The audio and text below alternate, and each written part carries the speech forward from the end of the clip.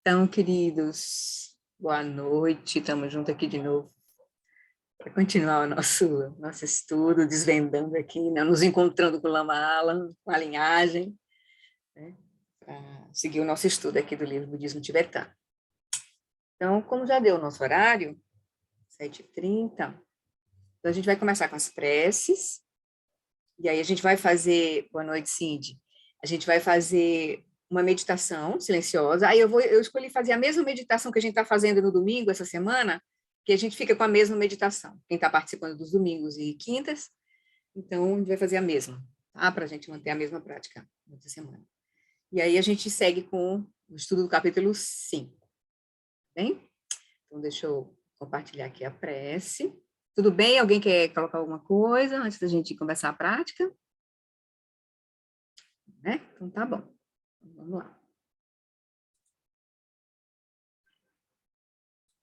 Compartilhar o som. Não, primeiro vamos fazer as preces. Então, gente, vamos trazer a nossa... Vamos parar por alguns instantes, trazer a nossa consciência para o nosso corpo, aonde a gente está sentado aqui agora. E a gente se conecta com a motivação que nos trouxe para estar fazendo seguindo esse caminho, fazendo esse estudo, essas práticas. Que ela possa ser a mais elevada possível, remover toda a nossa confusão, todos os nossos obstáculos, para trazer benefício para nós e para todos os seres. E na hora que nós começamos a compreender a nossa condição, a gente começa a compreender a condição de todos os seres. Então a gente vai se conectar com a linhagem, o Rinpoche representando todos os seres, né, que atingiram essa lucidez, desde o Buda, e para a gente em especial o nosso Lama, o Lama Alam Wallace, que chegou e está trazendo esse ensinamento para nós, e todos os nossos lamas mais próximos também.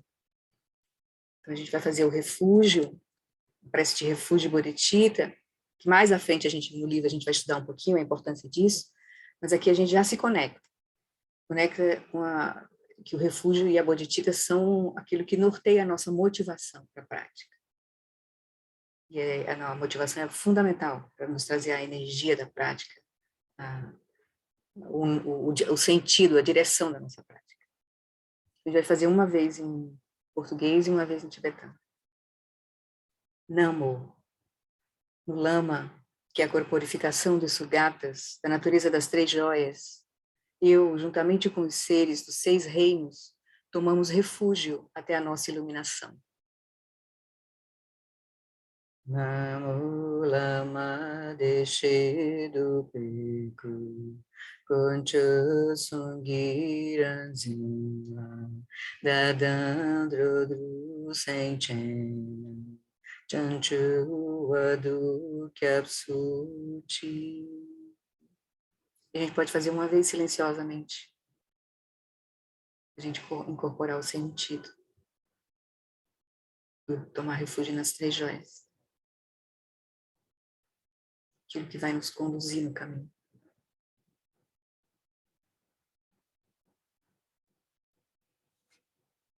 E aí a gente toma o voto da bodhicitta, que é a mente do despertar. A mente que vai buscar o despertar para trazer benefício a todos os seres. Para benefício de todos os seres, eu faço surgir o espírito do despertar e cultivo a realização do Lama como Buda. Por meio de atividades iluminadas, treinarei cada ser de acordo com suas necessidades e faço o voto de liberar o mundo. Sankedro Akundantu Lama Sangedro Nimi Galagandu Trile Kidro Adruadasham.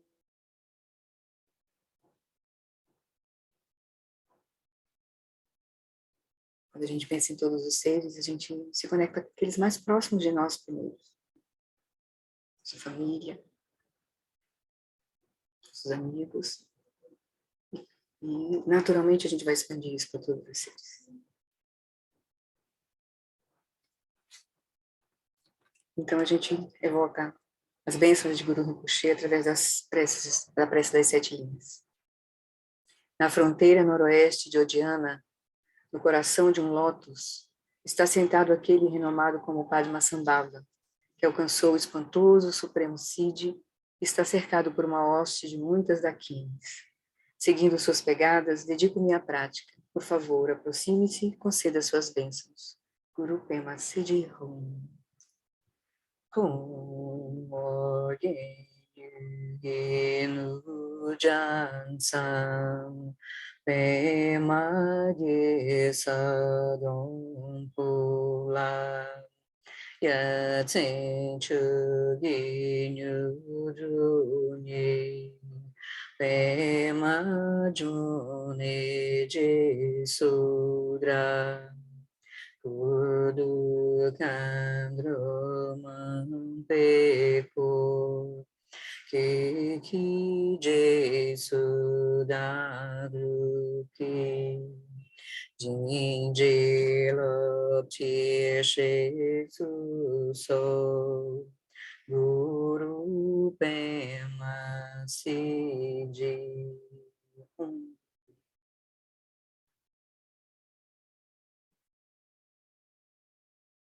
Então, sentindo as bênçãos da linhagem através de Guru Rinpoche e a compaixão dos nossos mestres que nos conduzem, estão nos conduzindo nesse processo, nesse despertar.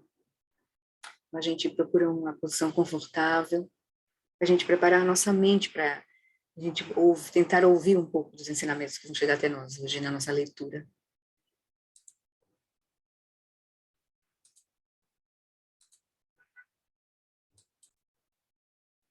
Então, uma posição confortável. A gente se prepara para fazer essa prática de shamatha, na abordagem, atenção plena à respiração, na abordagem de asana. A gente vai se repousar na consciência, mas vai manter a atenção no fluxo da respiração para manter a consciência no presente. Então, vamos iniciar agora.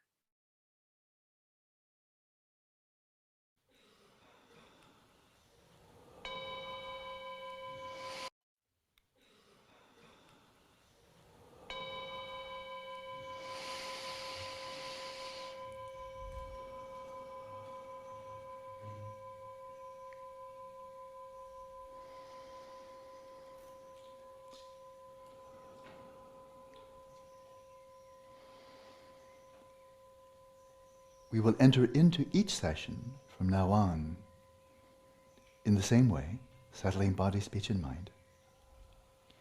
A partir dessa sessão, nós começaremos cada prática da mesma maneira, estabelecendo o corpo, a fala e a mente.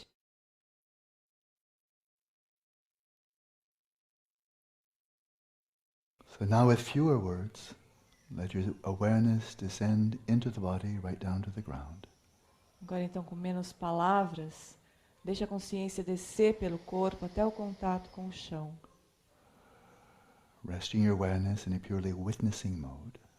Deixe que a consciência repouse num modo de testemunhar puramente.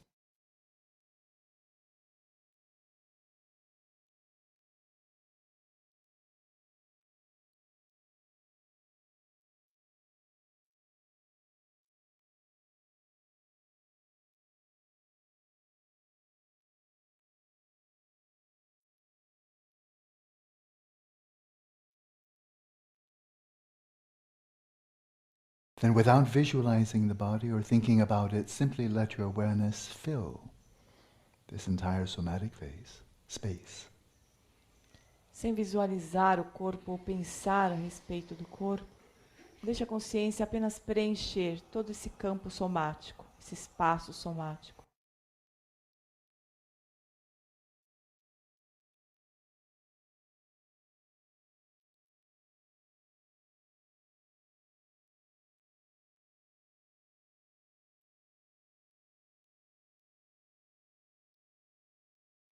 Settle your body in a state of ease, of stillness and vigilance as you did before. Estabeleça o corpo num estado de conforto, quietude e vigilância como você fez antes.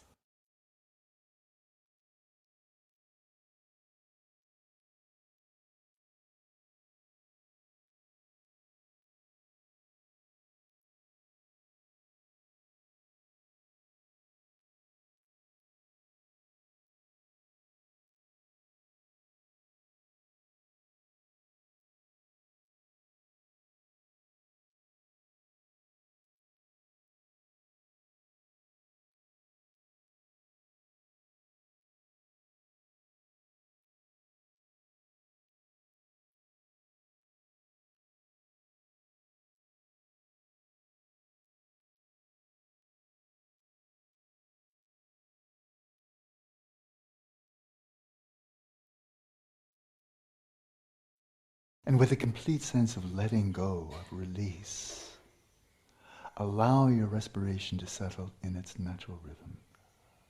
Com uma sensação de soltar, de liberar, permita que a sua respiração se estabeleça no ritmo natural. Releasing your body, the breath, and your mind with every exhalation. Solte o corpo, a fala e a mente com cada expiração.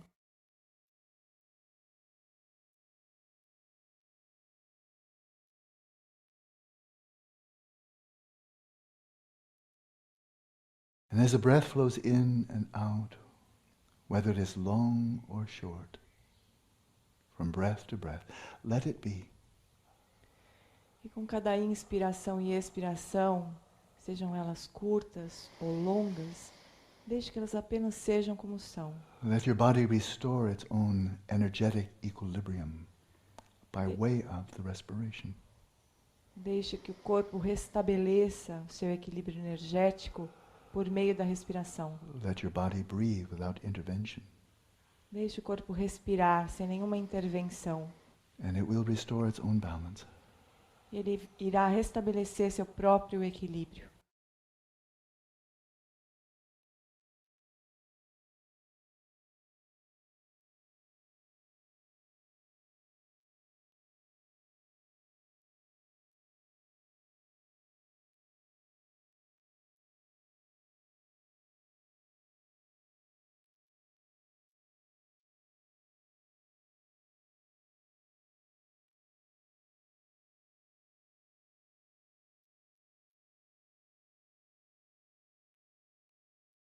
Then we turn our attention to that which we most tenaciously identify with, and that is our minds, our thoughts, desires, and emotions.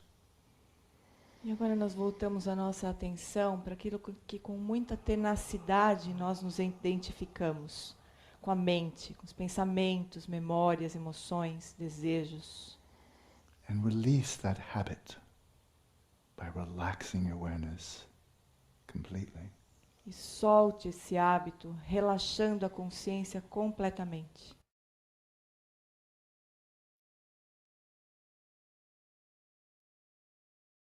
Releasing your awareness into the present moment. Soltando a consciência no momento presente. Non-conceptually.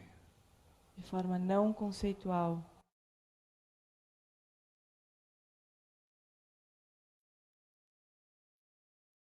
Aware of the various activities, the comings and goings of the mind, but without identifying with them.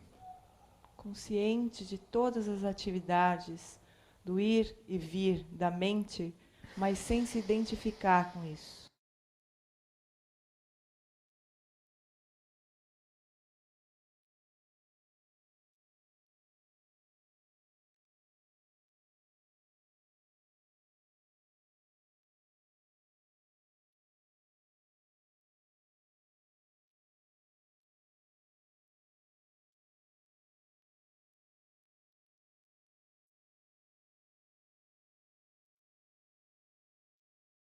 And insofar as you release all grasping, the natural clarity, the luminosity of your own awareness will manifest.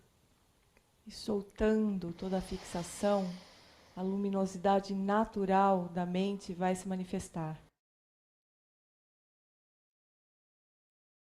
So in this way, rest your awareness in a state of relaxation, stillness, and clarity.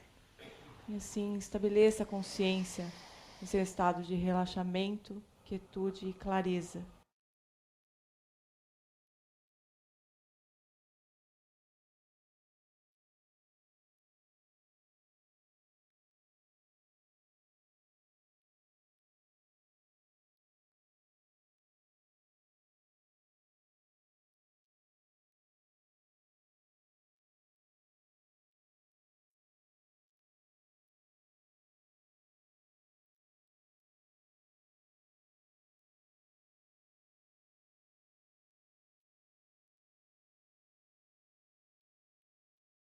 And now we turn to the main practice, Asanga's approach to mindfulness of breathing.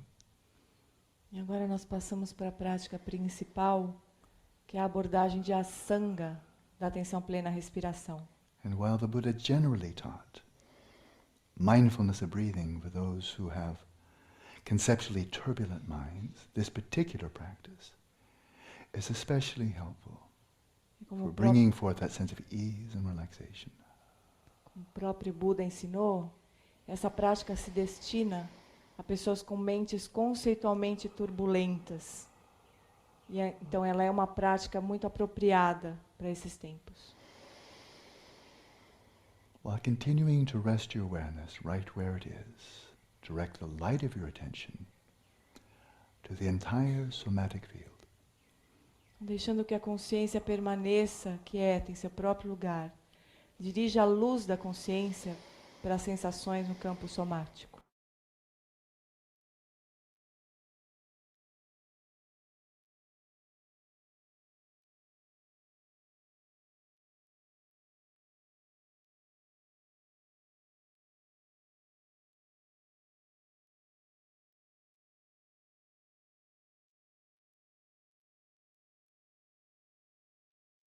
From the perspective of the stillness of your awareness, observe the rising and passing, coming and goings of all manner of tactile sensations arising throughout the body.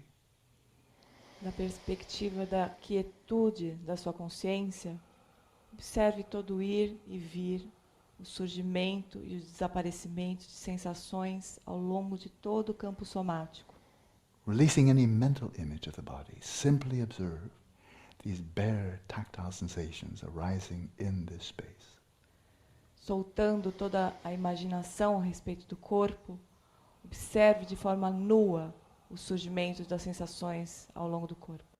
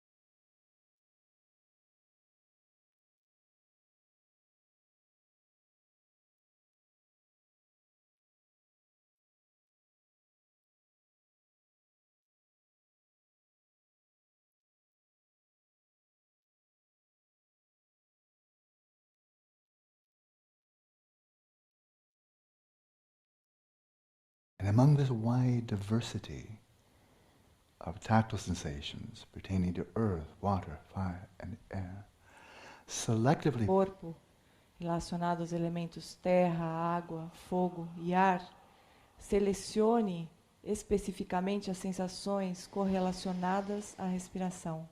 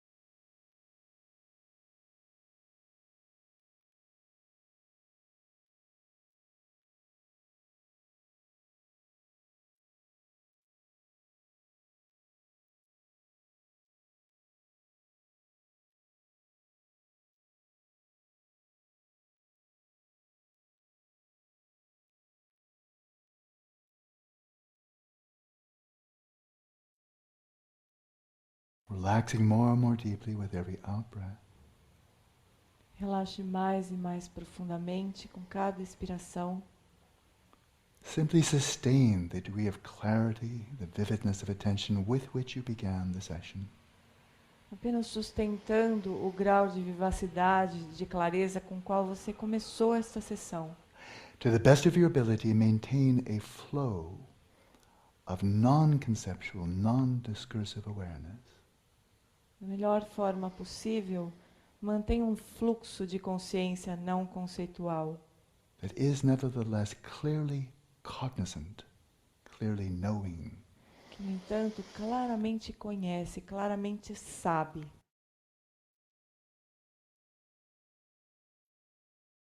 Vividly aware of these sensations throughout the entire body that are rising and passing in correlation with the rhythm of your respiration. Vividamente consciente das sensações que surgem e desaparecem relacionadas ao ritmo da respiração ao longo de todo o corpo.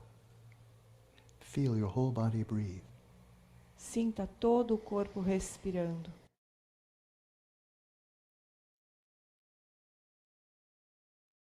With no notion of the body, no image of the body. Sem imaginar o corpo, sem ter uma ideia sobre o corpo. Just the sensations corresponding to the rise and fall of the breath.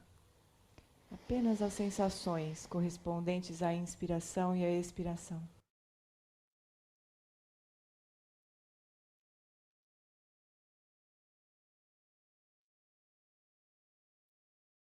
Arousing and focusing your attention with each inhalation and relaxing, letting go with each exhalation. Intensifique e foque a atenção durante a inspiração e relaxe, solte durante a expiração.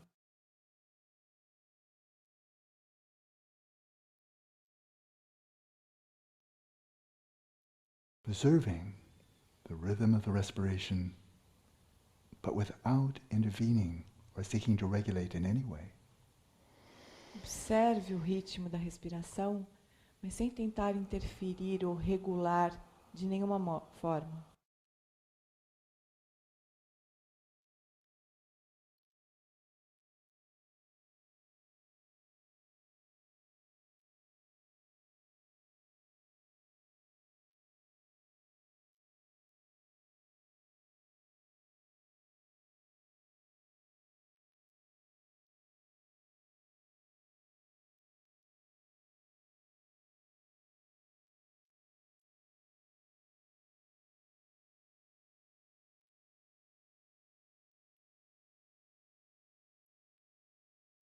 And on occasion, when the in-breath is long, simply note that it is long.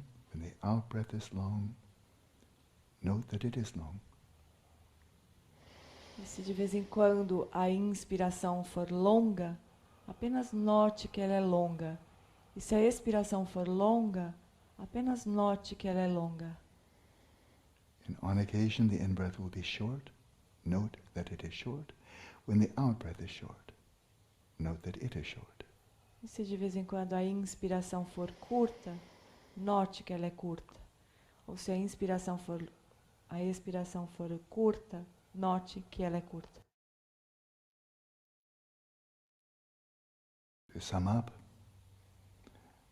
throughout the cycle of each respiration, maintain the flow of clear cognizance of the relative duration of each in-breath and out-breath. Em resumo, durante cada ciclo de respiração, note a duração de cada inspiração e de cada expiração.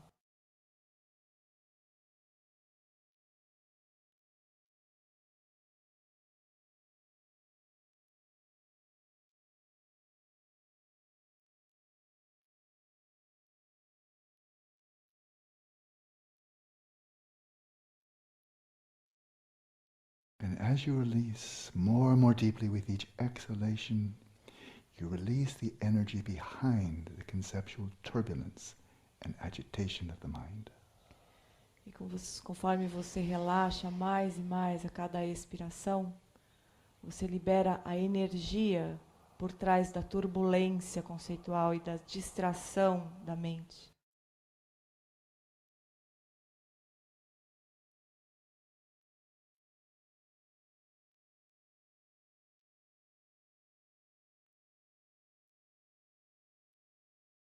And as you arouse and focus your attention with each inhalation, you ward off or prevent the tendency to space out and lose the clarity of cognizance. E conforme você intensifica o foco a cada inspiração, você evita a tendência de se perder, de perder a clareza.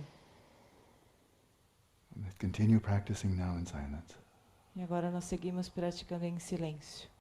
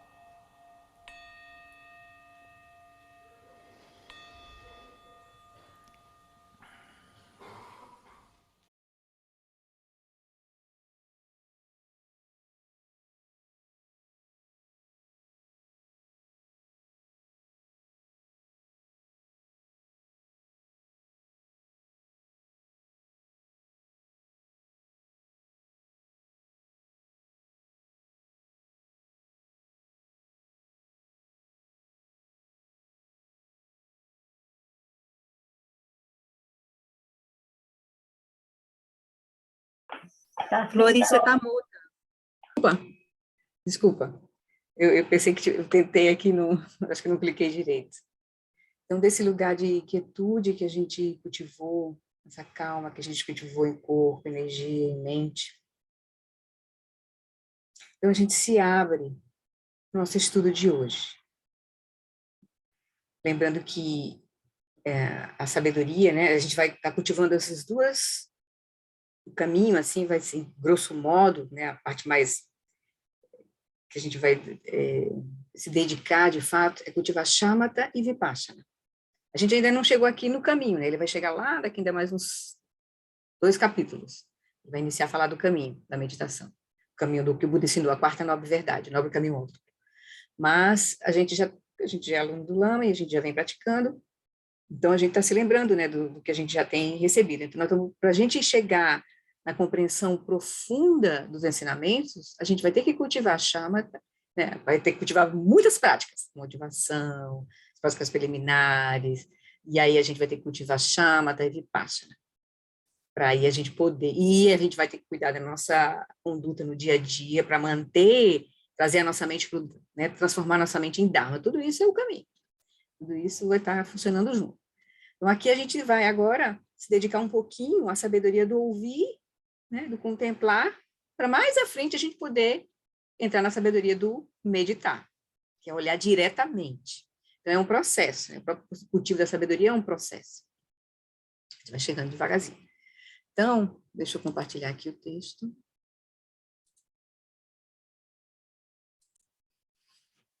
Então, o capítulo que nós estamos no capítulo 5, cujo título é As Raízes do Descontentamento. Então, nós estamos investigando as causas do sofrimento, do descontentamento, da insatisfatoriedade, de dukkha, dessa experiência que a gente tem, apesar de nós fazermos todos os nossos esforços, a gente colhe essa insatisfatoriedade, a gente não chega a uma felicidade genuína, né? E a gente viu, o Buda viu, né, a gente leu essa primeira parte do capítulo, e depois, nesse último encontro, a gente se deteve ao tema da razão e fé, porque não foi à toa que ele botou esse tema antes de continuar aqui, olhando, então, as causas que ele vai trazer nesse capítulo, que é as distorções mentais, as aflições mentais como a causa principal da nossa experiência de sofrimento.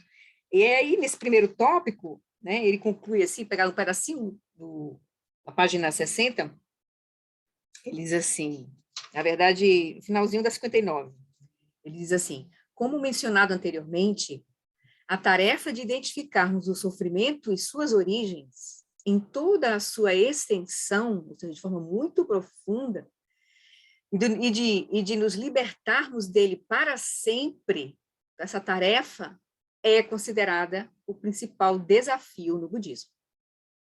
Então, não é se dar bem na vida, não é ser mais famoso, não, é identificar o sofrimento de forma profunda e suas origens e a possibilidade de nos libertarmos dele para sempre. Essa é a liberação que o Buda atingiu, a iluminação que o Buda atingiu. Então, estamos interessados em mais do que simplesmente encontrar um maior bem-estar nesta vida. Queremos erradicar definitivamente as fontes de descontentamento nesta e em todas as existências futuras, porque a gente já olhou aqui aquele princípio da continuidade da consciência. Nós estamos aqui com as premissas, os pressupostos da visão do Buda, é de que nós temos essa consciência vai seguir, né? Vai seguir. Então, não adianta a gente só querer resolver os problemas dessa vida. Ela vai seguir, ela não vai se extinguir. A consciência não vai se extinguir com a morte. Nossa experiência de estar, né, experimentando algo, né, não vai se extinguir com a morte. Então, o Buda declarou que somos lançados na existência condicionada, página 60, para quem está acompanhando o livro. O Buda declarou que somos lançados na existência condicionada por 2 fatores. Então, 2 fatores principais. As distorções ou aflições mentais, porque, como eu disse, esse texto aqui não foi traduzido pela G. Então, a pessoa que traduziu colocou a palavra distorção, mas o Lama tem usado aflição mental. Então, as aflições mentais e as ações influenciadas por elas. Então, 2 fatores que o Buda descobriu que são as causas que nos lançam na existência condicionada, que a gente vai chamar de samsara. Condicionam a nossa experiência de consciência, que é ampla, né, não condicionada, e ela, a partir de distorções mentais e ações influenciadas por elas, a gente colapsa, essa consciência colapsa numa contração, né, de uma existência dual, enfim. Então, essas ações, então, dois fatores. Essas ações, o segundo fator, as ações influenciadas pelas distorções mentais, essas ações deixam marcas no nosso fluxo mental, que, por sua vez, geram renascimentos futuros. Lembra que a gente estudou no tópico da fé lá, que alguns temas a gente vai, por enquanto, colocar como uma premissa, vai confiar, mas a gente vai... Aqui nós estamos na etapa da visão também, ele está apresentando a visão da natureza do sofrimento, das causas do sofrimento, a gente não está ainda com os ensinamentos de meditação aqui, então a gente vai tentar compreender um pouco o que o Buda viu. Nós vamos agora meio entrando naquilo que o Buda viu.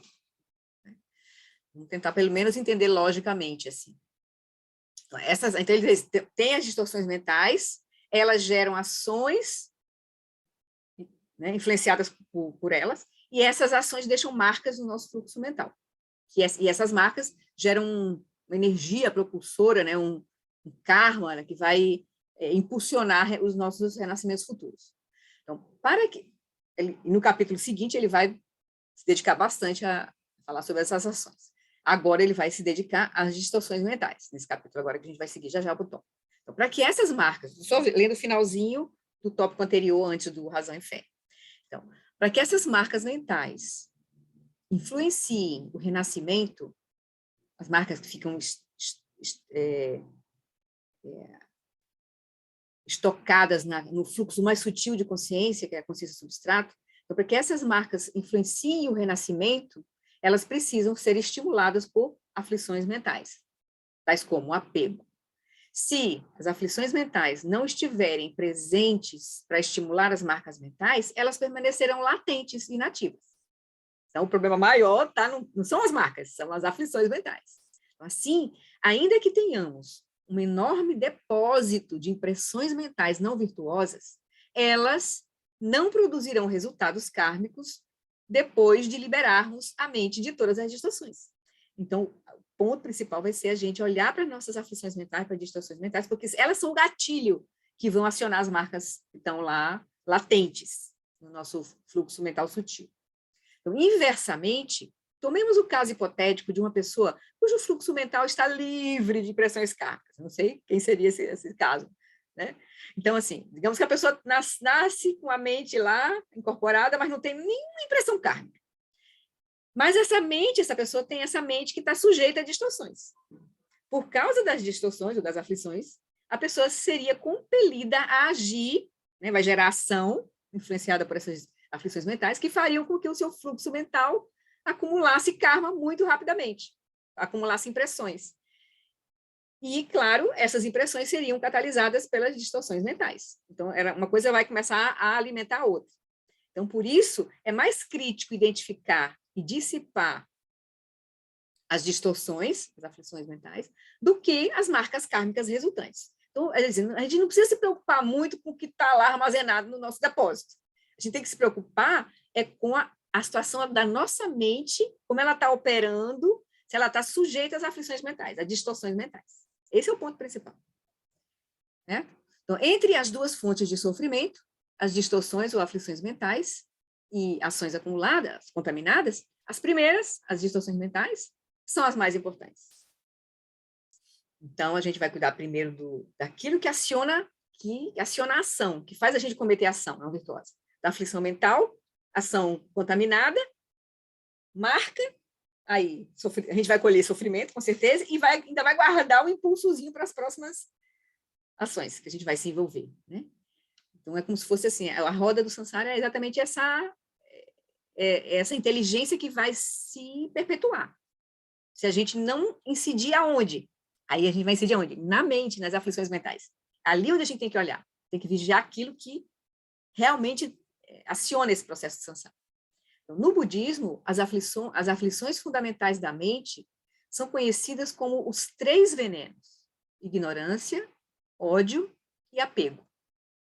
Entre estes, a ignorância é a distorção raiz de onde brotam todas as outras, o ódio, o apego e as outras, mas ele classifica aqui no Abhidharma, né, na classificação que o Lama tem trazido para a gente, que ele até recentemente fez um retiro sobre isso, os 51 fatores mentais. Então, neles estão vários fatores, os 5 que estão sempre presentes, 5 que determinam os objetos, 11 fatores virtuosos, as 6 aflições mentais raiz, fatores mentais raiz. Aí exatamente começa exatamente com a ignorância. Ignorância, fixação, apego, né? Raiva, orgulho, dúvida e visões falsas, que aí ele vai comentar nesse capítulo, agora que a gente vai ler esse tópico, ele vai comentar um pouquinho sobre essas aflições raiz. E delas ainda tem 20 aflições subsidiárias, mentais subsidiárias. Isso tudo é quem reconhece de forma profunda, quem está meditando e está reconhecendo de forma profunda como a mente funciona. Como são esses... Porque a gente só vê assim, pensamento, uma imagem, a gente não tem clareza na investigação da nossa própria mente. A prática vai ser para a gente gerar essa clareza, por isso o cultivo de shamatha vai nos levar a ter essa clareza para a gente ver. Aí a gente vai ver esses detalhes todos que os contemplativos veem, esses 51 fatores mentais, por exemplo, que é uma das classificações aqui dos fatores mentais. Enfim, só para você ter uma ideia aqui. Então, ele diz, tudo começa, a problemática que nos mantém presos em samsara são a aflição mental raiz da ignorância, depois as duas mais proeminentes, que é apego e que é que ele chamou aqui, né, de ódio e apego, ou aversão e apego, né? E depois o que vai surgir daí, certo? Como inveja, orgulho, são derivados aí. Aí ele vai falar sobre a dúvida aflitiva e vai falar também sobre visões falsas, enganosas. Então, aí a gente não vai falar sobre, a gente já vai pular aqui, eu só quis retomar, porque a partir daí ele vai agora para o tópico que a gente vai focar agora, que é as distorções mentais. A razão e fé, no último encontro, a gente olhou, né? A importância da gente se abrir a nossa mente nesse caminho, porque vão ter ensinamentos que a gente vai poder investigar, entender logicamente, até experimentar diretamente, mas tem alguns que, com essa mente que a gente está agora, a gente não vai conseguir acessar. Então, a gente vai ter que usar aqueles 3 tipos de fé, né? A fé da crença, deixa eu dizer aqui, a fé da crença, depois a fé da crença, deixa eu botar aqui, 3 tipos de fé. A fé da crença, acho que está aqui no outro livro, a fé da aspiração, que é a última, né? A fé da crença, a fé da admiração, da crença como uma hipótese de trabalho, a gente vai admitir, porque a gente tem uma confiança já tem uma certa experiência, está experimentando, está vendo a realidade daquilo que o Buda está trazendo, naquilo que a gente pode experimentar hoje, ou a gente está investigando de forma com a nossa inteligência, mas vai ter áreas, ele já advertiu a gente, vai ter área que a gente não vai poder ter essa mente ainda agora para se certificar, de fato. A gente vai ter que trabalhar com a nossa mente para chegar no ponto que o Buda chegou para dizer aquilo que ele está dizendo. Então, esse tema das aflições é mais fácil a gente ver, mas a gente vai precisar de ter shamatha, e ter as instruções para nos ajudar a investigar, mas no mínimo tem que ter shamatha. E no próximo capítulo, aí é que a gente realmente vai ter que confiar, porque a gente não vai conseguir ver de fato isso. Com a nossa mente, como ela está agora, não, a gente vai ter que aprofundar a nossa vipassana. Então, vamos lá. Então, distorções mentais. Então, com isso em mente, na confiança que vem, né, do que a gente tem experimentado, dos nossos mestres, que a gente vê dos nossos mestres, e daquilo que é possível a gente compreender com a nossa inteligência, com a nossa mente na situação agora, né, e constatar com a nossa mente como ela está agora. Então, com isso em mente, vamos buscar uma compreensão teórica mais aprofundada das distorções mentais, ou das aflições mentais. Teórica ainda aqui, né? Para compreender um pouco. Experimentar direto vai demorar um pouco, a gente tem que ter um pouco de paciência nesse processo, conosco mesmo. Então, ao longo da vida, a maioria de nós já adquiriu um bom conhecimento sobre essas distorções. A ignorância, o ódio e o apego não são estranhos para nós. Uma vez que somos afligidos por essas tendências todos os dias de nossas vidas, não faz sentido termos um interesse meramente casual nesse assunto. A gente sabe o que a gente se aflige quando a gente erra, se engana com as coisas, quando a gente tem raiva, quando a gente tem muito apego, e sofre quando a gente não tem as coisas que a gente quer. Então, isso a gente já experimenta bastante. Então, ele diz, uma vez que somos afligidos por essas tendências todos os dias de nossas vidas, não faz sentido termos um interesse meramente casual nesse assunto. Embora tenhamos experienciado distorções mentais e sofrimento muitas vezes, provavelmente nunca examinamos de perto a relação entre eles o suficiente. Entre eles quem? As distorções mentais e o sofrimento. Então, a gente sofre, não sabe bem como é que isso se dá, e a gente não para olhar o que foi que... Né? O que é esse sofrimento de fato? Por que a gente experimentou tal situação? Aí o Buda olhou de forma profunda isso. Né? Todos nós temos, frequentemente, sentido frustração, descontentamento e dor de vários tipos. Mas, como temos respondido a elas? A resposta mais comum ao sofrimento é colocar a culpa em algo externo. Né? A busca das fontes de sofrimento não é uma ideia nova sugerida pelo Buda. A gente faz isso muito bem, a gente busca os culpados. Né? Fazemos isso o tempo todo. E muitas vezes pensamos ter conseguido identificar a verdadeira causa da nossa insatisfação. A gente diz assim, a razão de eu estar infeliz é tal coisa. Aí a gente se contenta com esse diagnóstico. Aí ele vai dizer, e não é verdade também que quando nos sentimos felizes, também tendemos a atribuir essa felicidade a circunstâncias externas? Então, a gente opera com uma mente que vê fora a causa da nossa felicidade e que vê fora a causa do nosso sofrimento. A verdade essencial do sofrimento é que nem os problemas individuais e nem os sociais se devem principalmente a condições externas. Influenciam, condições externas influenciam, mas a verdade essencial não é que eles são exclusivamente externos. Às vezes, essas influências podem ser muito importantes, influências externas, mas nossos esforços para resolver os problemas, concentrando-nos apenas nas condições externas, provavelmente serão, em grande parte, ineficazes e superficiais. Então, não vão na raiz do problema. Então, a gente não obtém um alívio completo do processo, uma liberação completa do processo, a gente só olha para fora. Então, em vez disso, o insight contemplativo, direcionar a atenção para dentro, o insight contemplativo sobre a natureza humana em sua profundidade é essencial para aliviar o sofrimento de forma completa, que foi o que o Buda fez. Olhou de forma profunda para a natureza da mente, para a natureza da realidade, a natureza dos fenômenos.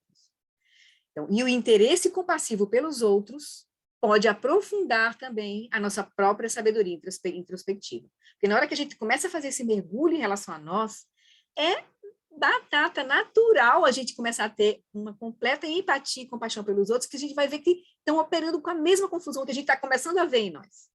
Então, naturalmente surge compaixão pelos outros. A gente vai, o nosso aprofundamento, né, descobrir como nós operamos, vai fazer com que fique claro para nós ver como é que os outros estão operando também. Então, quanto mais a gente aprofunda nesse processo, mais a gente se conecta, entende também todas as nossas situações, as nossas relações. Começa a entender, né? Vai depender do nosso aprofundamento. De acordo com o Buda, a fonte essencial de todo sofrimento, medo e conflito é a ignorância. Agora ele vai definir aqui a primeira aflição mental, a aflição mental raiz das 5 principais, e que vão gerar mais 20 aqui na classificação que o Lama traz para a gente, e nos manter presos em samsara. Então, é a ignorância, né? A fonte essencial de todo sofrimento, medo e conflito. No entanto, no caso da dor física, aí é uma coisa assim meio etérica, ignorância. Aí parece uma coisa sutil, né? Já esse nome, essa ignorância é uma coisa sutil. né? Um estreitamento de visão aí, é uma coisa sutil. Então, aí ele vai dizer, no entanto, no caso da dor física, de uma perna quebrada, uma coisa bem densa, uma situação de sofrimento bem denso, por exemplo, o papel causal da ignorância não é de modo algum evidente, não fica claro para nós. A gente nem pensa nisso, na verdade. Quando a gente quebra uma perna, sofre a gente se cuida aquela dor é muito, muito concreta para nós. Então, a gente nem suspeita o que ela está acontecendo. E como a gente se relaciona com essa dor também, né? Que é o ponto. Como a gente se relaciona com a dor. Não é que a dor vai... por exemplo, a gente não tem ignorância e não vai ter dor. Não. A gente não tem ignorância, a gente vai se relacionar diferentemente com a dor. E, de repente, até suplantar, se você for realmente um ser completamente realizado, você vai ter maestria sobre as energias mais grosseiras, e você pode até, né, como o corpo de arco-íris aí que o Lama está trazendo para a gente, é uma maestria sobre o corpo, sobre essas dimensões grosseiras, né? Mas isso processualmente muito, muito, muito refinado. Mas a gente pode diminuir o impacto se a gente tem clareza dos processos do relacionamento com a dor. Então, pode não ter sofrimento nisso. Pode ter a dor, mas não ter sofrimento. Isso é bem importante, né? Então, ele vai dizer, então, quando a gente tem uma dor física, uma perna quebrada, por exemplo, o papel causal da ignorância não é de todo modo evidente. Além disso, quando empatizamos com a tristeza de alguém, por exemplo, né, sofremos junto com ele, e a fonte da nossa própria dor parece ser a compaixão, e não a ignorância. Né? Então, a gente tem situações em que não fica... A ignorância fica uma coisa muito oculta, assim, para nós.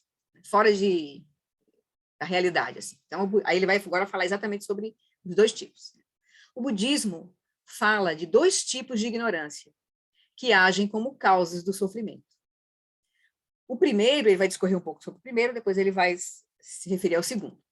O primeiro é uma condição de desconhecimento, especificamente a ausência de uma consciência clara. Então, o primeiro tipo de ignorância é esse. A ausência de uma consciência clara, desconhecimento. Até ele vai dizer mais na frente ali, né? É um desconhecimento passivo. A gente nem sabe que ele está operando. Então, em cada momento de nossas vidas, acontecem incontáveis eventos psicofisiológicos. Por exemplo, ele está dando um exemplo agora trazendo agora para a nossa experiência. Então, em cada momento de nossas vidas, acontecem incontáveis eventos psicofisiológicos. Sensações físicas surgem e desaparecem ao longo do corpo. Ocorrem sensações físicas e mentais de prazer, dor, indiferença, isso aqui que é o nível mais sutil de sentimento, e, né, de nosso humor, assim, nossa condição. Está bem, ou está mal, está indiferente. Normal, chamar assim. Né? E também formas de consciência sensoriais e mentais surgem em um constante estado de fluxo, juntamente com uma grande variedade de pensamentos, inclinações, distinções e assim por diante. Aqui ele está falando das quatro dimensões da nossa experiência. A dimensão física. Então, sensações físicas surgem e desaparecem. Ocorrem sensações físicas e mentais de prazer, dor e indiferença, são os sentimentos. Então, corpo, sentimentos, as dimensões que a gente experiencia. E formas de consciência sensoriais e mentais, surgem, ou seja, objetos mentais, surgem em um constante estado de fluxo, juntamente com uma grande variedade de pensamentos, todo o movimento da mente, inclinações, distinções e assim por diante.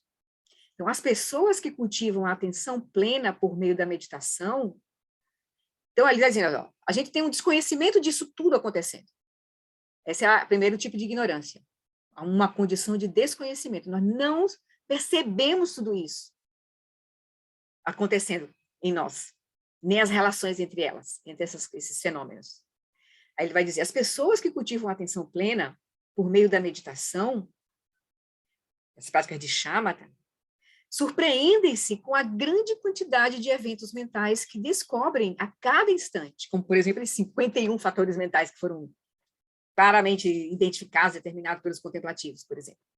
Então, eles surpreendem-se com a grande quantidade de eventos mentais que descobrem a cada instante, eventos dos quais não estavam cientes até o momento em que tentaram aquietar suas mentes. E a gente, quando começa na meditação, né, percebemos que as correntes de conceituação, por exemplo, são múltiplas, rápidas, turbulentas e, em sua maior parte, incessantes. A gente para e começa a olhar para a nossa mente, até a gente começa a pensar que a gente piorou. Na verdade, a gente agora está olhando para a nossa mente, está vendo como é que ela opera. A mente se revela como um poço transbordante de ideação compulsiva. Pensamentos, lembranças, associações, fantasias, desejos, emoções jorram de uma fonte aparentemente inesgotável. A mente não para, como o Mingyur Rinpoche gosta de chamar, né? É um macaco tagarela, assim, né? Monkey mind, macaco louco, né? Crazy monkey, né? A mente do macaco, ele chama assim, a mente do macaco. Porque não para, nossa mente não para, pulando de galho em galho, pulando de evento para evento, pensamento, né, discriminação, julgamento, não para. E quando a gente começa a olhar, aí a gente se dá conta. Então, até no cultivo de shamatha mesmo,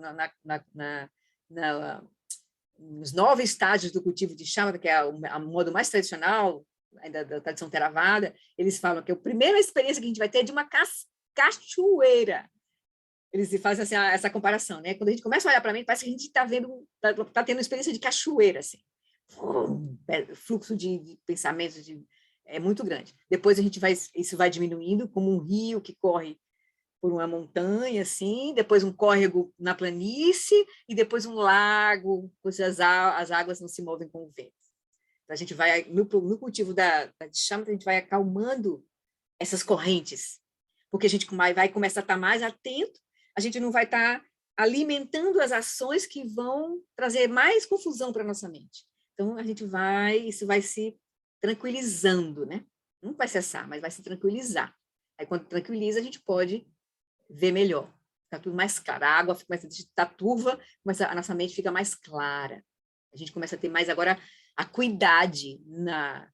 Eu vejo que o cultivo em relação à mente é o cultivo do relaxamento, da quietude, da estabilidade e da vivacidade da mente, da claridade da mente, para poder a gente ver, senão a gente não consegue ver. Está muito confuso, assim, pelo movimento da mente, energias associadas também aos pensamentos. Né? Então, ele vai dizer, então, todos esses eventos mentais oscilam a cada momento conforme surgem e se dissolvem. Desculpa, eu acho que eu parei aqui. Então, desejos e emoções jorram de uma fonte aparentemente inesgotável. O praticante se sente preso no congestionamento do tráfego mental na hora do rush, embora tenha entrado em retiro para meditar. Então, a gente já sabe, eles estão dizendo, é assim mesmo. Então, a gente tem que... Por isso que a base da prática é relaxar o corpo, soltar a respiração, equilibrar a energia, para poder olhar para esse tráfego intenso que é a nossa mente. Assim, né? Todos esses eventos mentais oscilam a cada momento, conforme surgem e se dissolvem, condicionados por eventos no corpo e no ambiente, bem como por pensamentos e emoções do passado. Então, toda a nossa experiência, ela afeta a nossa mente. Enquanto isso, ocorrem sensações táteis, juntamente com sentimentos associados a elas. As outras faculdades sensoriais da visão, audição, olfato e gustação operam também com diferentes graus de dominância. Então, a nossa experiência é bem complexa. Bem complexa. E a gente não tem um total desconhecimento de como nós operamos. Né? Então, no dia a dia, em estados de consciência obscurecida, que é como a gente vive, não reconhecemos o surgimento desses eventos a cada momento. Não vemos suas inter-relações sutis e complexas. E tampouco compreendemos sua natureza ou como eles deixam de existir. Em suma, a consciência de estar vivo no mundo é bastante nebulosa. Ele está querendo nos dar real de que essa ignorância, que é um desconhecimento, é a nossa condição básica de operação, como se fosse na nossa normalidade. E aí a gente nossa cultura, só ativamente para adquirir conhecimento, para aperfeiçoar, a gente não cuida de conhecer a mente na sua base, no seu fundamento, né? Assim. Então, a psicologia é uma ciência muito recente na ciência, né, ocidental, isso no Ocidente, né? Claro que no Oriente, as tradições contemplativas, eles fazem esse percurso há muito tempo, assim. Tanto que o Buda, 2.500 anos atrás, quando ele começa esse processo, ele já vai tendo a base dessas tecnologias do Samadhi já estabelecidas na Índia, né, onde ele morava. Depois ele aperfeiçoou com o Vipassana, nas práticas do Insight, né, que ele viu que o Samadhi não era tudo. Tinha que atravessar ainda. Tinha uma limitação ainda na mente, que está apenas repousando em Samadhi.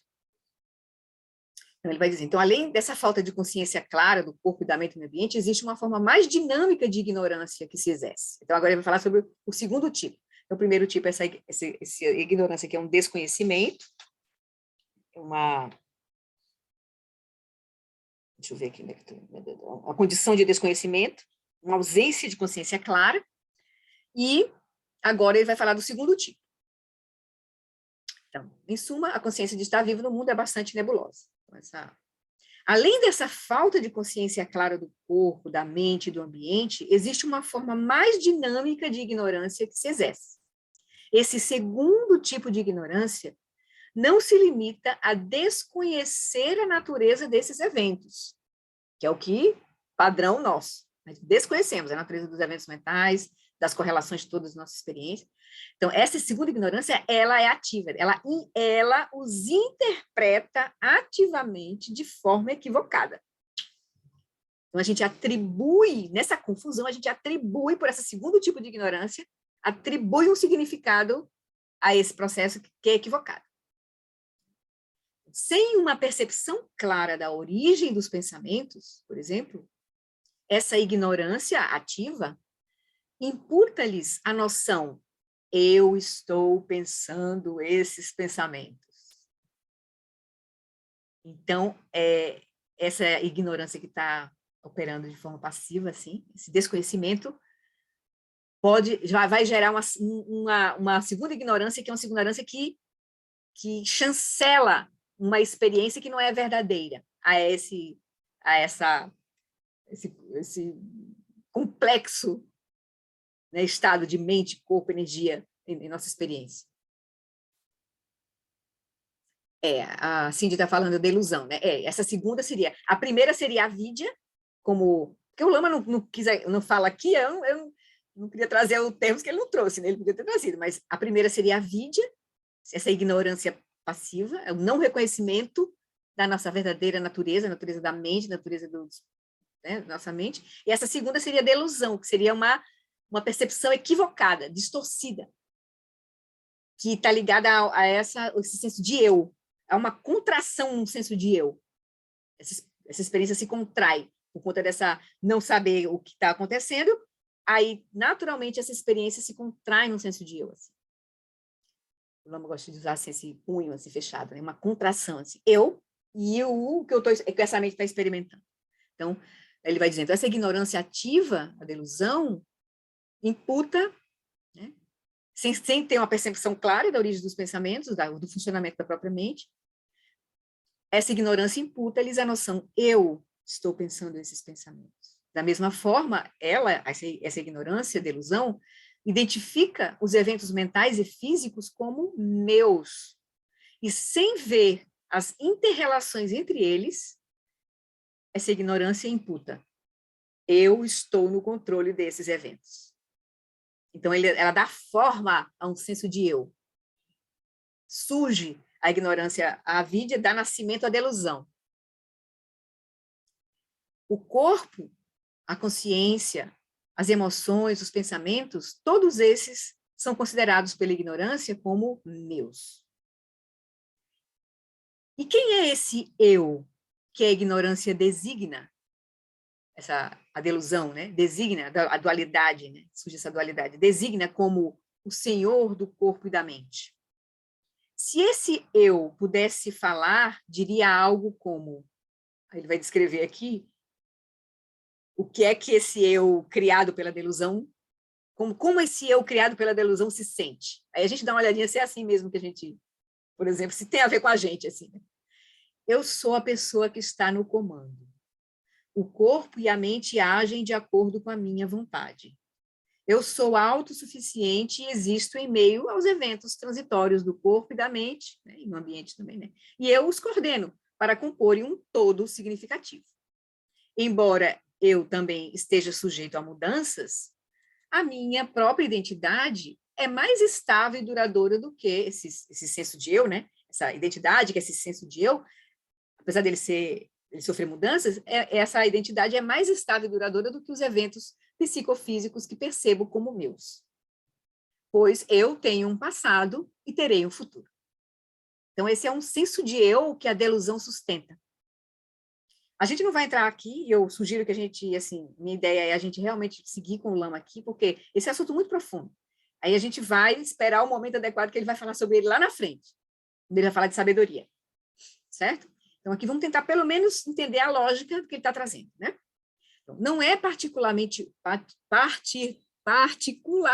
útil aceitar essa explicação sobre os dois tipos de ignorância: desconhecimento passivo e interpretação equivocada ativa. Simplesmente aceitar, então, essa explicação simplesmente como um tema da doutrina budista. Uma vez que o nosso próprio sofrimento é uma questão de interesse vital para nós, para cada um de nós, a sua origem, ou seja, a origem do sofrimento, merece uma análise cuidadosa para podermos realmente saber de onde ele vem. Então, o que ele está dizendo aqui? Ele não está dizendo, não estou falando, ele nem usou os termos indianos tradicionais, delusão. Ele quis trazer a gente para a experiência. Que é o ponto, assim, o Lama tem uma abordagem, por exemplo, da roda da vida, bem diferente, por exemplo, do Lama Santa. Como o Lama traz a abordagem da roda da vida, ele nem fala, assim, de elos, 12 elos, ele não fala, ele fala da experiência que a gente vivencia. A mente experimentando a ignorância, a delusão, e aí todas as aflições que surgem, né, e a sustentação desse senso de eu ilusório que opera gerando todo o nosso sofrimento. Então, ele vai dizer, então não é útil a gente aceitar essa explicação simplesmente como um tema da doutrina budista. Uma vez que o nosso próprio sofrimento é uma questão de interesse vital para cada um de nós, a sua origem merece uma análise cuidadosa para podermos realmente saber de onde ele vem. O Buda incentivou cada um de nós a verificar isso por nós mesmos. Então, o Buda não incentivou você ficar elaborando sobre isso. Incentivou a olhar, olhe, foi o que ele ensinou. Assim. Depois vem as filosofias, vem as escolas, vem... Nananana, mas o ponto principal é, se você não estiver se direcionando para a experiência em primeira pessoa, vai ficar apenas uma elaboração mental e pronto. Não vai trazer resultado para a nossa vida. Né? Esse é o ponto. Então, ele vai dizer, então, nós, de fato, experimentamos... Então, o Buda incentivou cada um de nós a verificar isso por nós mesmos. Aí ele pergunta aqui, faz algumas perguntas para a gente. Nós, de fato, experimentamos o primeiro tipo de ignorância, desconhecimento, da ausência de clareza, que brota da falta de atenção plena? A gente tem que ser honesto com a gente. Será que evitamos falar sobre as sutilezas dos eventos psicofísicos, designando todos eles como meus, sem parar e olhar de fato que são tudo que nos acontece internamente? Nós nos concebemos como o tipo de identidade pessoal descrito acima, como ele colocou lá, esse senso de eu aí? Então, o budismo afirma, então a gente vai ter que olhar se a gente quiser, isso também é, como ele diz, né? Cabe a nós saber até onde a gente quer ir nesse processo de investigação, de quem nós somos, né? De como a realidade se dá. Então, o budismo afirma que essa noção falsa de eu é inata, ou seja, do ponto de vista da nossa experiência agora humana, nós já nascemos, quando a gente sai da barriguinha da mamãe, a gente já está com essa, já dentro da barriga, já tem uma dualidade operando ali. Já tem. Porque esse processo é anterior, inclusive, à formação do corpo. Aí onde é que está?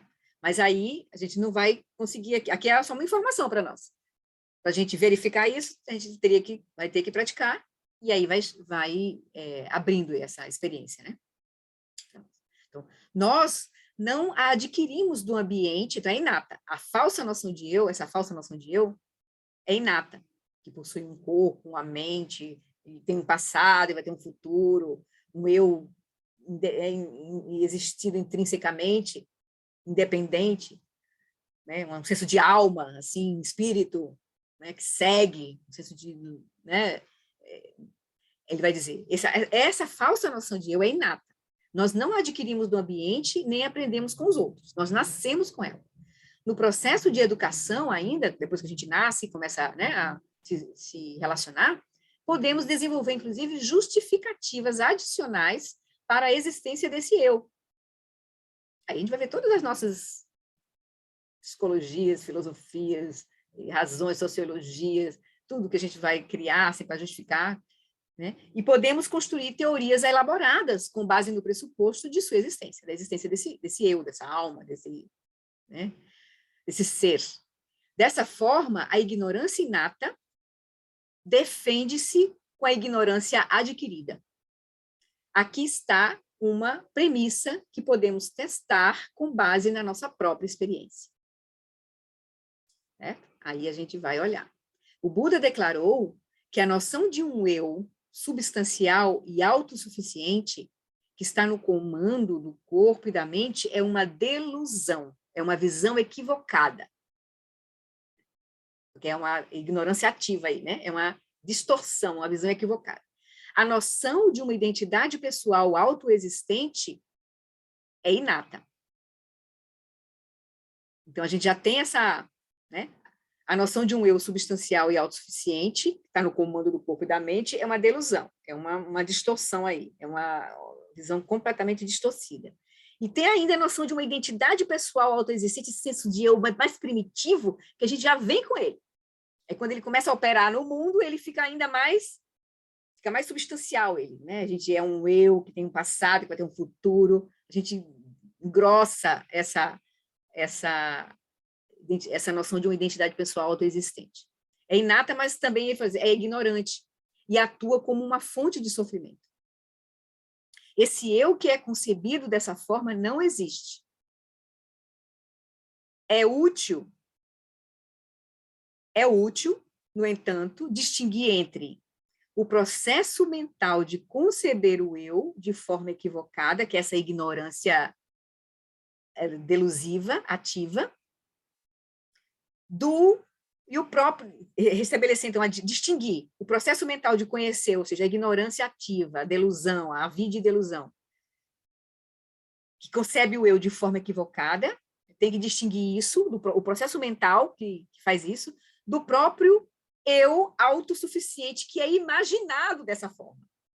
Ele vai dizer, a noção falsa de eu, essa delusão, existe e exerce uma forte influência sobre as outras funções mentais. A ignorância vai gerar ódio, vai gerar apego, vai gerar orgulho, vai gerar um monte de aflições mentais, então ela opera, né? Então deixa eu voltar aqui. Então, a noção falsa de eu, que é resultado desse processo mental equivocado, né, de conceber o eu, essa falsa noção de eu existe, a ignorância opera, ou seja, ela opera e exerce uma forte influência sobre as outras funções mentais e sobre o curso de nossas vidas, porque vai influenciar nossas ações, as funções mentais influenciam as ações e vai gerar resultados, né, que é sofrimento, aí marcas kármicas, e vai manter a gente no samsara.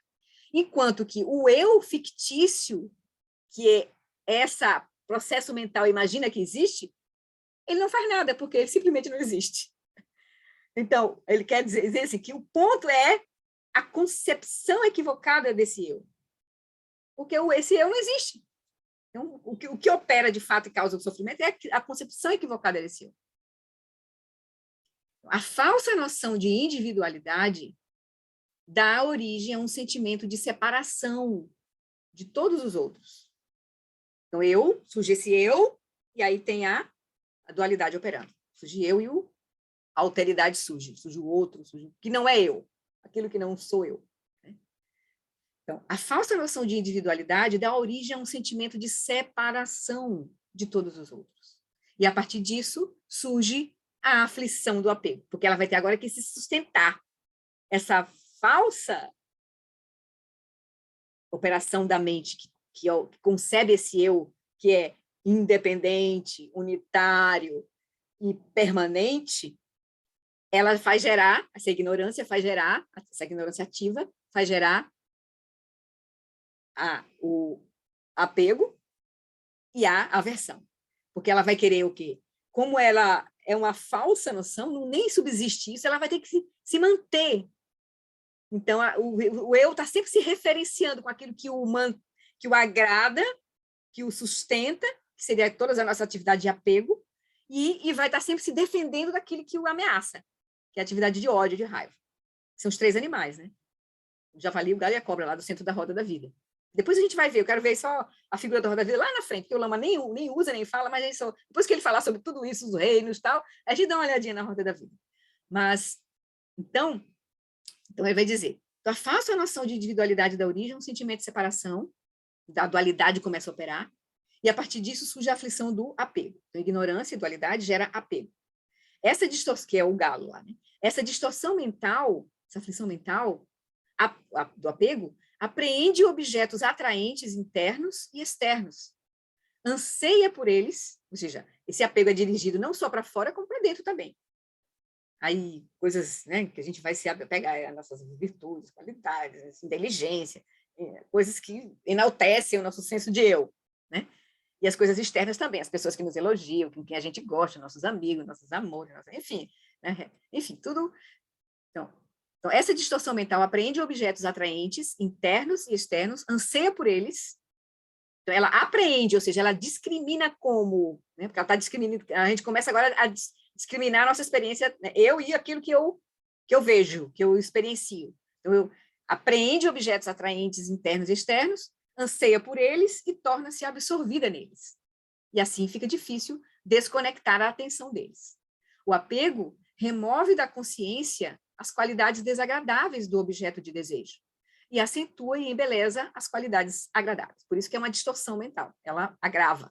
A ignorância já cria o senso de dualidade e o falso senso de eu, e a partir daí, por essa dualidade operando esse falso, e a necessidade de sustentar esse falso senso de eu, começam a surgir as outras aflições mentais, que aí distorce a nossa mente. A gente começa a perder a clareza total, assim, né? E já começa agora um processo de construção de uma realidade confusa, baseada na ignorância, que nos afasta da nossa verdadeira natureza e que cria o que a gente vai chamar de samsara, né? Que é a experiência cíclica de sofrimento, que não para. Isso é samsara. É a aflição mental gerando ações não virtuosas, gerando sofrimento, gerando mais aflição mental, e o ciclo se perpetua. Então, aí, a pessoa também pode sentir apego à sua própria aparência pessoal. Nesse caso, suas características, sejam elas quais forem, são vistas como especiais e desejáveis. A própria pessoa começa a se ver assim, né? E a principal razão de serem atraentes é o fato de a pessoa achar que possui essas características. Sou eu, as características são minhas. Então, novamente, surge o apego ao eu e meu. Minhas, meus, emoções, inteligência, opiniões, corpo, meus, né, cônjuge, filhos, amigos, reputação, bens, meio ambiente, né, as posses, as coisas externas, tudo, né? Então, em todos esses casos, o apego remove da consciência as qualidades negativas do objeto e aumenta a consciência dos mais desejáveis. Em geral, quanto menos um determinado objeto parecer promover bem-estar, esse senso de eu, menor será o apego. Quanto mais produz bem-estar, mais é o apego. Quanto menos, né, promove, menos é o apego. Há muitas coisas que parecem irrelevantes para o nosso bem-estar. E a reação mais comum é a indiferença. Porque a gente vai operar com essa mente autocentrada, a gente vai operar com apego, aversão e indiferença. É a inteligência da mente dual. Aí, então, mas quando as coisas parecem ameaçar o bem-estar, a aflição mental que surge é o ódio, raiva, né? O ódio, a aversão, o ódio foi traduzido aqui como ódio, mas não sei qual é a palavra que ele usaria aqui. Anger, raiva, eu acho que ele usaria raiva, porque aqui está usando com a gente os fatores mentais, anger. Então, o ódio ou raiva tem foco no sofrimento e em coisas que parecem causar dor, incluindo os seres sencientes e agentes inanimados. Tudo aquilo que possa nos ameaçar a raiva, a gente já olha querendo se livrar daquilo que pode, né, nos causar mal-estar, ou dor, sofrimento. E busca agressivamente maneiras de retaliação. Da mesma forma que o apego, o ódio distorce a percepção da realidade, mas na direção oposta. O apego, você acentua as qualidades positivas, não vê as qualidades negativas, e com a raiva, ele remove o que é agradável e intensifica o que é desagradável.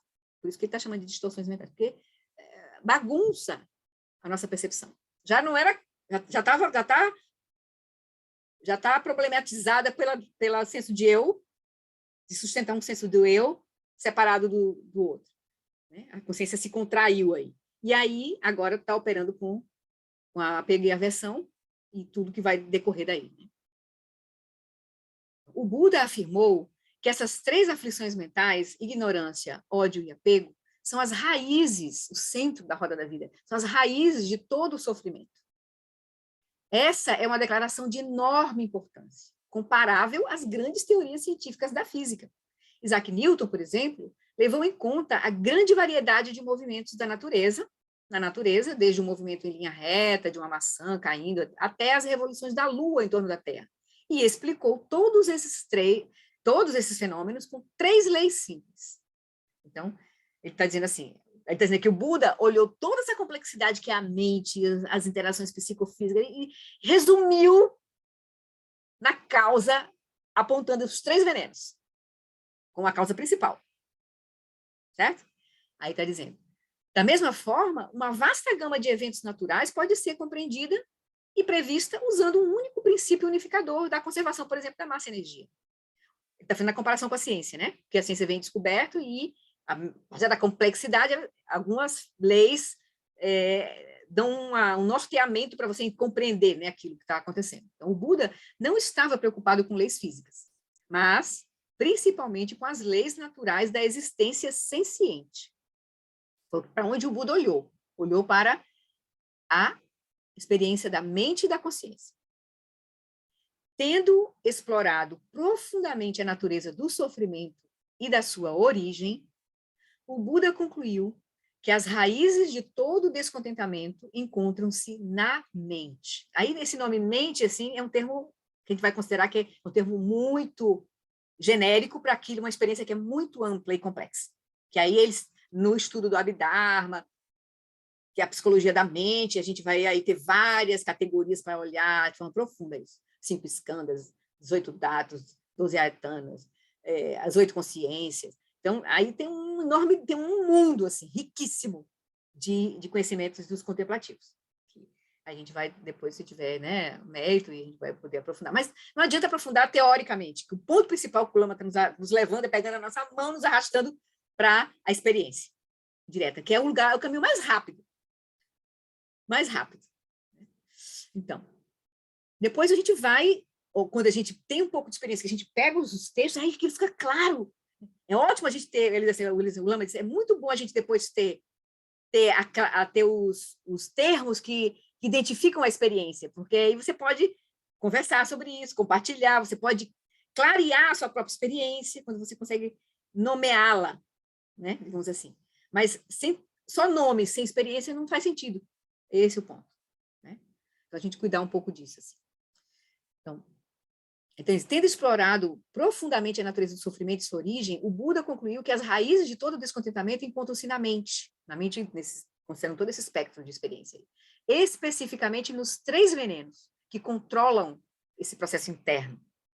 A ignorância, a raiva e o apego.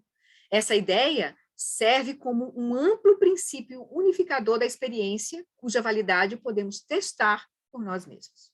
Então, a gente vai olhar, então, para 3 coisas bem fundamentais, que a partir daí elas vão se desenrolar, vão nos levar para ver muito mais coisas. Como fosse o fio que vai nos puxar para entender todo o processo. Né? Então, vamos analisar algumas distorções mentais secundárias que resultam desses 3 venenos. O orgulho é um fator mental baseado em uma visão... Ele deu um retiro para a gente agora, explicando esses 51 fatores mentais. Agora não, já tem uns 3 meses. Um retiro que ele deu lá no Ciciara, ele estava lá no Colorado. Então, ele explica um por um, assim. Ele usa um texto explicando um por um. Imagine, né? Que interessante. Que interessante. Porque ele vai explicar um pouquinho dos 6 principais. Né?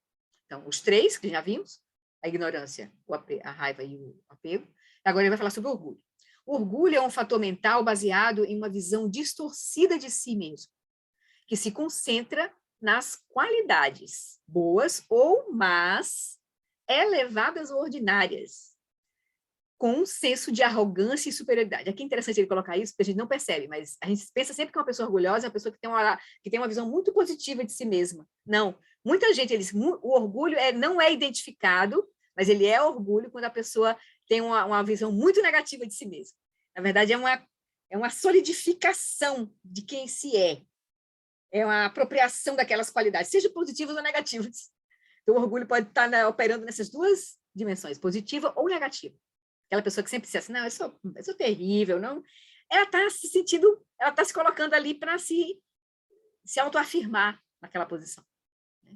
Então, boas ou más, elevadas ou ordinárias. Então, o orgulho é uma visão distorcida de si mesmo, que se concentra nas qualidades, boas ou más, elevadas ou ordinárias, com um senso de arrogância e superioridade. Eu sou assim, e ponto. Mesmo para o bem ou para o mal. Então, com o orgulho, nos sentimos superiores aos outros, devido a uma determinada qualidade, virtude, inteligência ou beleza, que consideramos ser inerentemente nossa. O orgulho, originado da ignorância, também reforça a falsa sensação de ego, exaltando-o como superior a outros egos, ou mais certo dos outros egos. Outra aflição secundária é a dúvida. A gente não vai se perder aqui, porque não adianta a gente... Né? Agora, eu acho que o legal é esse capítulo e o próximo, a gente seguir um pouco o fluxo, e aí depois, mais à frente, é que vai valer a pena a gente olhar assim, né? Trazer mais, se puder trazer mais algumas outras coisinhas. Então, o orgulho originado da ignorância também reforça a falsa sensação de ego, exaltando como superior aos outros egos. Outra aflição secundária, já temos 4. Ignorância, apego, raiva e orgulho. Outra aflição secundária é a dúvida sobre questões como a verdade do sofrimento, sua origem, sua cessação e o caminho para a cessação. Você fica meio que desnorteado, você não tem é uma forma de ceticismo, você não sabe para onde olhar, não sabe, você é meio perdido, assim, que não deve ser confundido com a investigação crítica. Investigação crítica é uma coisa, não é uma aflição mental, é uma coisa poderosa de uma ferramenta que a gente vai usar no próprio caminho. Mas o ceticismo que pode levar a um agnosticismo, pode nos paralisar e deixar a gente meio tonto, assim, sem saber para onde ir, o que fazer, onde procurar. Né? Então, ele está falando aqui da aflição da dúvida. Dúvida. Que ele coloca aqui como... dúvida mesmo, o nome que ele usa é dúvida, doubt. Que é incerteza aflitiva, um pouco assim. Quando estudamos o budismo... Acho que eu passei, né? Passei. Não, é aqui, passei a... Não, está aqui. Quando estudamos o budismo com uma verdadeira sede de maior compreensão, certamente surgirão dúvidas e incertezas. Mas ele está falando dessa dúvida aqui, é uma dúvida aflitiva. Então, dúvidas e incertezas faz parte do processo. Com essa motivação, se a gente querer uma verdadeira sede de maior compreensão, então, com essa motivação, podemos ponderar criticamente os ensinamentos budistas, testá-los com base na nossa experiência e tentar esclarecer 9 horas, uau! E tentar esclarecer, perdi aqui, dúvidas, questionando professores competentes, fazendo perguntas, bem legal, né? Os alunos budistas ocidentais são particularmente conhecidos por essa abordagem, de ter dúvidas, de procurar respostas, de procurar esclarecer a compreensão, né? Em sua maioria, os lamas tibetanos que eu conheço e que têm ensinado no Ocidente, inicialmente ficam um pouco surpresos, porque não estão acostumados um pouco com esse espírito tão investigativo. E então, rapidamente, ficam encantados pela maneira penetrante com que os ocidentais os questionam. Um lama, depois de dar palestra sobre o budismo nos Estados Unidos por quase 2 anos, passou vários dias ensinando um pequeno grupo de devotos tibetanos que viviam nesse país. Quando eu falei com ele, pouco depois, perguntei como tinha sido.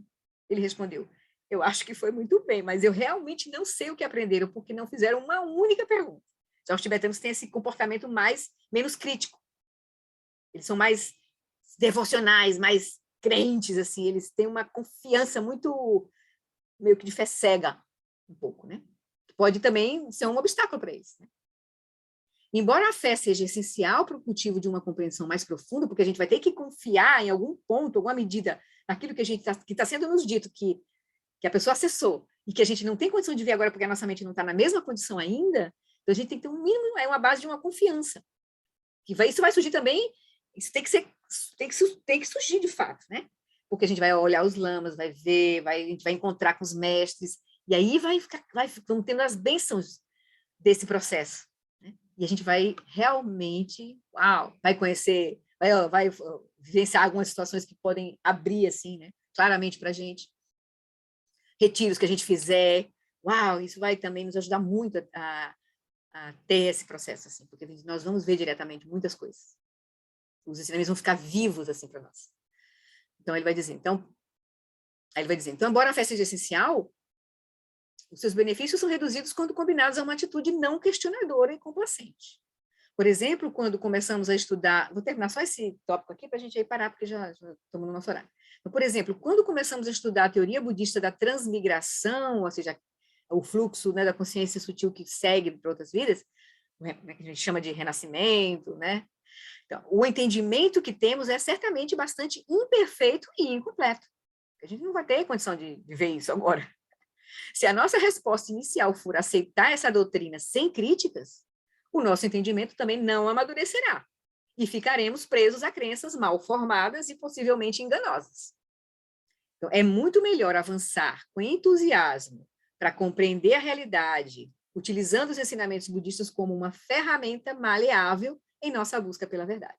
Então, aquela coisa da gente estar responsável pelo nosso caminho, né? E a gente ter essa atitude, assim, né, muito verdadeira, do que está funcionando, do que está entendendo de fato, de fazer perguntas mesmo, sabe, de buscar. Né?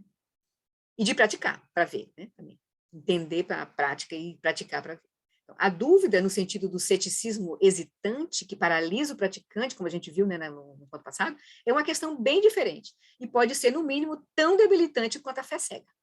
Então, essa aqui é a aflição mental da dúvida que gera uma dúvida aflitiva, uma incerteza aflitiva. Então, em vez de ajudar o praticante a seguir em frente no caminho da compreensão, esse tipo de dúvida faz com que ele vagueie por entre várias possibilidades, sem explorar inteiramente nenhuma delas. Esse é o ponto. Ele fica ali, não tem confiança, não, mas aí vai para um lado, para o outro, a pessoa não para e não aprofunda, de fato. Então, a aflição mental da dúvida pode afetar tanto a prática como a teoria. Vamos supor que o praticante decida se dedicar a um determinado tipo de meditação. Mas depois de algumas semanas, passada a novidade, ele começa a se perguntar, será que eu devo continuar com essa prática? Ou devo experimentar aquela outra, da qual ouvi falar? Acho que teria resultados melhores se eu trocasse, porque eu realmente não estou certo de que esta seja a mais adequada para mim. Então, assim, chega de forma muito superficial nos ensinamentos, e porque tem essa dúvida, já não aprofunda, porque já pula para outra coisa. Né? Então, essa indecisão pode levar o praticante a experimentar uma grande variedade de métodos, sem obter nenhum benefício profundo de nenhum deles. A dúvida também pode se voltar contra a própria capacidade de prática, pode gerar uma dúvida em relação a nós mesmos, e nos levar a pensar, este parece ser um método valioso, mas talvez seja muito avançado para mim. Afinal, eu sou apenas um novato, e não pareço ter um talento muito especial para a meditação. Talvez eu devesse tentar outra coisa, ou simplesmente deixar tudo para lá. A gente não gera confiança em nós mesmos também. A gente não entende, não faz direito, não pratica e gera uma dúvida em relação a nós mesmos. Os tibetanos comparam essas formas de indecisão com tentar inserir um fio puído pelo buraco de uma agulha. Assim que um filamento do fio atravessa a agulha, os outros filamentos viram em outras direções e você nunca consegue terminar a tarefa. Então, a gente fica meio que obstaculizado. Outra distorção mental secundária é a visão de que se agarra a extremos, que é a visão, falsas visões, que se agarra a extremos, niilismo, eternalismo. Então, baseia-se na suposição de que o eu existe como um controlador autossuficiente do meu corpo e da minha mente, que está preocupado com as questões, o que será de mim? Quando eu morrer, seria aniquilado ou continuaria a existir de alguma maneira? Então, são as visões que ou ora estão no eternalismo ou estão no niilismo, nas visões extremas. Na verdade, nenhuma dessas alternativas é verdadeira, pois a noção de eu, que está na base das questões, é falsa. A noção de eu, que está fazendo a pergunta, o que será de mim quando eu morrer? A gente já viu, esse senso de eu é construído por uma ignorância inata e reforçado por uma ignorância ativa, que é a delusão. O próprio senso de eu já está falso. A pessoa não está vendo isso, então a pessoa está buscando ou um eternalismo ou um niilismo. Então, ela não, se foi apresentada essa visão, que é a visão madhyamika, a visão do caminho do meio, que está além dos extremos, que transcende esses extremos. Né? Então, na verdade, nenhuma dessas alternativas é verdadeira, porque a noção de eu que está por trás, né, que foi usada como a base para fazer a questão, é falsa. Esse eu autônomo não será destruído e nem persistirá além da morte, porque ele simplesmente nunca existiu. Então, aqui é uma sentença que a gente vai investigar com as práticas e com os ensinamentos mais profundos que a gente vai receber, né? De Prajnaparamita, da perfeição da sabedoria, né? E a gente vai começar a ver, na verdade. Acho que no próximo... Pronto, a gente vai parar aqui, porque aí no próximo encontro, eu vou trazer um videozinho de Mingyur Rinpoche, que ele vai falar um pouco dos três tipos de... Os três tipos de senso de eu. O senso de eu não saudável, o senso de eu saudável e o senso de eu transcendente. É bem rapidinho assim, mas é legal. A gente começa por aí segue no próximo tópico. É muito interessante, assim. Então, esse capítulo e o próximo, ele vai apresentar a visão de uma forma profunda, que a gente não está no ponto de realmente questionar, debater, para a gente ficar um pouco... Para a gente não perder nosso tempo, é melhor a gente seguir. Eu acho que a leitura mais útil para nós é ler esses 2 capítulos. E depois a gente, aí, quando chegar no capítulo que ele vai falar da cessação, que é a terceira nova verdade, e do caminho à quarta nova verdade, aí sim mais útil para a gente. A gente vai entender o caminho, porque a gente tem que começar de onde nós estamos, né? E aí entender o caminho, dá muita clareza, vai trazendo clareza para a gente. Onde a gente começa, onde a gente está e onde a gente começar nesse processo. Então, é isso, queridos. Algum protesto antes da gente fazer a prece de dedicação rapidinho? Muito bom, muito bom. Matias, tudo bem? Oinho assim, parado? Tá bom. Roberto, seu amigo, está por aqui também. Muito bem. Então tá, vamos fazer a dedicação. Vamos deixar assim, já que todo mundo ficou caladinho.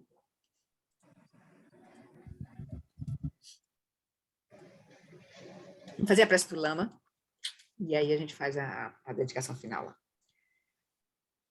Então a gente agradece o Lama Alan Wallace, representando toda a linhagem que chegou até nós. Vou pegar a nossa mão, tanto para a visão, como ele tem uma clareza, é ocidental como nós, tem uma penetração na ciência, maravilha para nós, assim, e também pega a nossa mão na prática, ele tem uma experiência muito profunda de prática.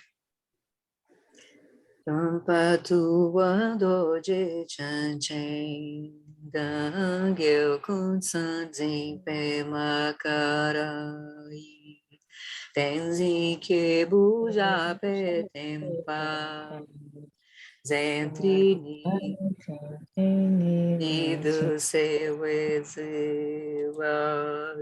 deixa eu me atrapalhar aqui. Takodro la jampe cha chen, pa que os andramena tem jutsi kyam, alan wola shizidrapa, e que buchempo zapeten yuchi, zanli da ki panucho. Subye teni yotambo tse ze pam, lopon ki kutse zentrin, gedro kunta pelando tripanze. Que o professor Sakyamuni, o grande Vajradhara, e aqueles que sustentam o mistério de todos os Jinas, Padmasambhava, possam firmar os pés de lótus daqueles que sustentam os ensinamentos, todos os nossos mestres, e fazem com que os feitos do Buda brilhem como o sol e a lua. Aquele que derrama uma grande chuva de amor sobre seres em terras distantes e sustenta os conecta dos ensinamentos do Buda, aquele ilimitadamente afortunado, o grande ser conhecido como Alan Wallace, possa sua vida ser longa. Em Jambudvipa em geral e especialmente no Ocidente, você ilumina os ensinamentos dos Jinas como a luz do sol. Ó Mestre, possam sua longevidade e seus feitos ser muito extensos, e possa você guiar todos os seres no caminho da liberação. E a última prece, dedicação. Por essa virtude, possa eu rapidamente realizar o Lama de Odiana, e possa eu conduzir todos os seres sencientes, seres sem exceção, a esse estado de realização. Gyawadi Niduda, Organ Lama Drupine, Droatiki Amalupade, Salagpasho. Então, queridos, se vocês têm Muito obrigada. calma de novo esse capítulo. E também vamos dar um tempo também, vamos passar, porque a intenção é a gente fazer esse sobrevoo agora, né, e compreender um pouco, de uma forma mais ampla, assim, a abordagem que o Lama tem trazido para a gente, uma abordagem ligada à prática, direta, do Dzogchen, né? Então, ele está aqui nesse livro dando uma visão geral das 4 nobres verdades, né? E lá no final ele vai apresentar assim, um pouco o caminho, como ele tem trazido assim. Então, a gente vamos dar esse tempo, ser um pouco de paciência, e aí a gente vai chegando lá. Vamos praticando, vamos meditando, vamos estudando, vamos fazer tudo um pouco. Rezando também, a gente vai começar a rezar, vai fazer ssentido depois, um pouco. Então, tá bom. Obrigada, Flori. Boa noite. Beijo a todos.